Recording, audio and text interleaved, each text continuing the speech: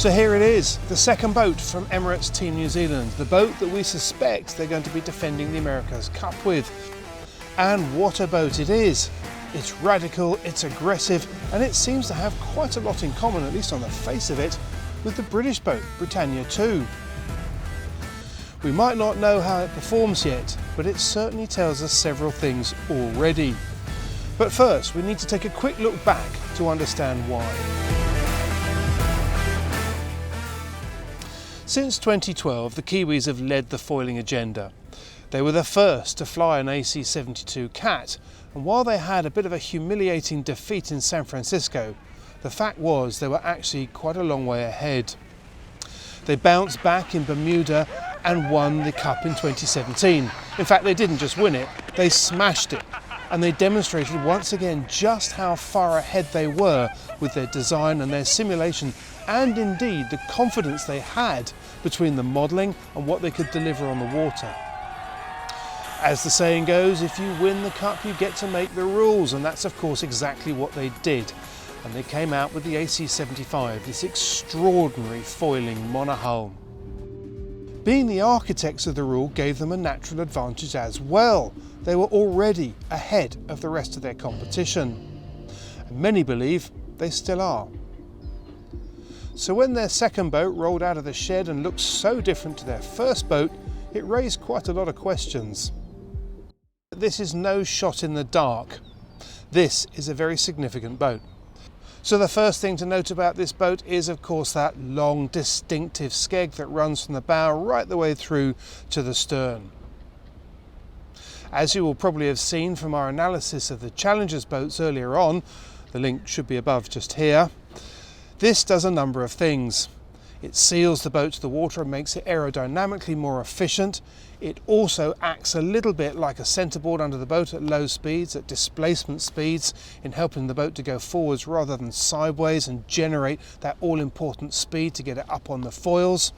And there's also a thought that it might actually provide a structural beam, a more efficient way of getting longitudinal stiffness into the boat. But whatever the reasons, it's clear to see that the Kiwis are pretty committed to this as being a design feature. And then there's the flared sections in the bow that roll out into flat sections by the time they get to the stern. And I believe that this shows another key aspect of this design and the level of confidence that the Kiwis have in their new boat. One of the key things about AC-75s, of course, is that they don't have a keel. And so at low speeds they don't really have much to keep them upright other than the stability of the hull itself, what's called form stability. In simple terms, the wider the boat, the more stable it is. That follows suit. The trouble is, if you make the boat super wide, you also make it quite sticky on the water and it won't get going and generate enough breeze to then make the foils work and climb up onto the foils. So there's a balance to be struck. The second boat from Team New Zealand seems to have pushed this to the limit.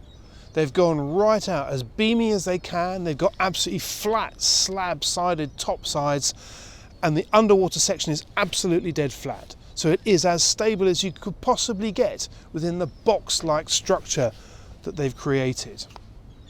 So what it says to me is that Emirates Team New Zealand's designers are very confident that they've got sufficient power low down in the wind speed range to accelerate and overcome the drag that's created by this large wetted surface area at the back.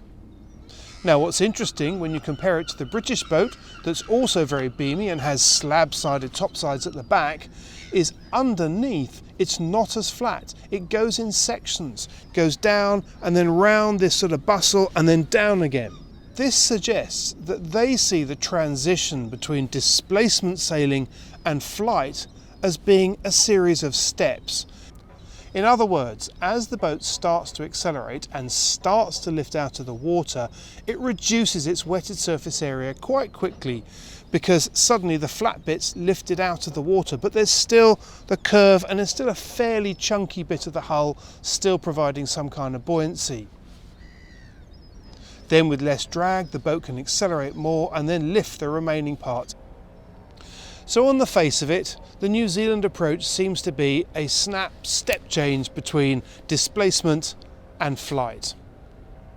whereas the British approach suggests a smoother transition to flight and therefore perhaps not quite such a rapid acceleration.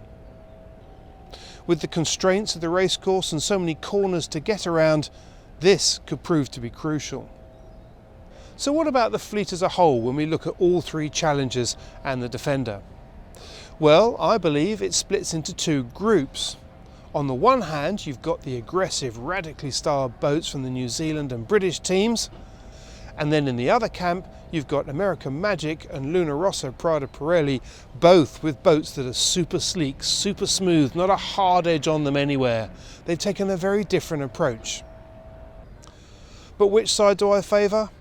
Well, that's a difficult one to answer, particularly when we've only looked at the designs of the hulls. We haven't seen them sail together. We have no idea how they're going to compete. That comes very soon.